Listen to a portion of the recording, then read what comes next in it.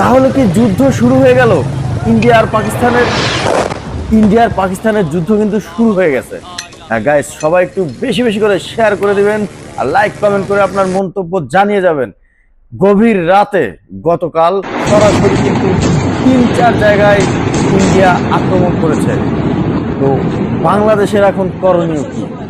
আমি বাংলাদেশের সকল জনগণ আর বাংলাদেশের ডক্টর ইউনূস সাহেবের উদ্দেশ্যে একটা কথা বলতে চাই, সেটা হচ্ছে ইন্ডিয়া আর পাকিস্তান যখন যুদ্ধ চলমান তখন বাংলাদেশের বসে থাকলে চলবে না, বাংলাদেশের প্রস্তুতি নিয়ে থাকতে হবে। কারণ ইন্ডিয়া তাকে বিশ্বাস নাই, মালায়নকে কখনো বিশ্বাস করা যাবে না।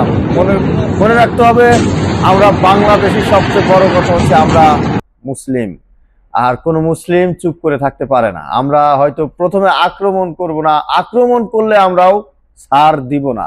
তো ইন্ডিয়া যে কোনো সময় বাংলাদেশেও আক্রমণ করে বসতে পারে, কারণ ইন্ডিয়া আর পাকিস্তান যখন যুদ্ধ চলমান সেখানে রয়েছে হাসিনা, আর হাসিনা পিছন থেকে বাস খুচা মোদিকে হাসিনা মারবেই।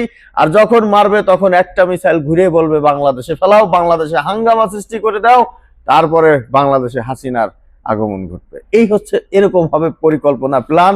সেই জন্য বাংলাদেশের যারা বর্ডার গার্ড রয়েছে, বর্ডারের আশপাশে সবাইকে কড়া নজর আর কড়া সতর্কতা অবলম্বন করতে হবে, কড়া ভাবে কিন্তু এর জবাব দিতে হবে। যদি বাংলাদেশে কোনো প্রকার আক্রমণ চলে, কোনো ছাড় দেওয়া যাবে না।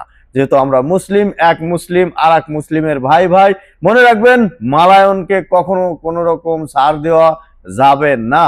যেহেতু সেখানে হাসিনা রয়েছে আর হাসিনা ক্লিক মারবে, এটা স্বাভাবিক। আর আরেকটা বিষয়, সেটা হচ্ছে যুদ্ধ শুরু হয়েছে ইন্ডিয়া আর পাকিস্তান। এখন আর একটা পরিকল্পনা চলবে বিভিন্ন জায়গায়, বাঙালিরাই কিন্তু নিজেরাই শুরু করে দেবে লুটপাট, রাহাজানি, এই মারধর। এই জিনিসগুলো থেকে সকলের বিরত থাকতে হবে, এটা কিন্তু একটা গুরুত্বপূর্ণ বিষয়। যাই হোক বন্ধুরা, আমি আমার মন্তব্য পেশ করলাম, আপনারা আপনাদের মন্তব্যটা কমেন্ট বক্সে জানিয়ে যাবেন।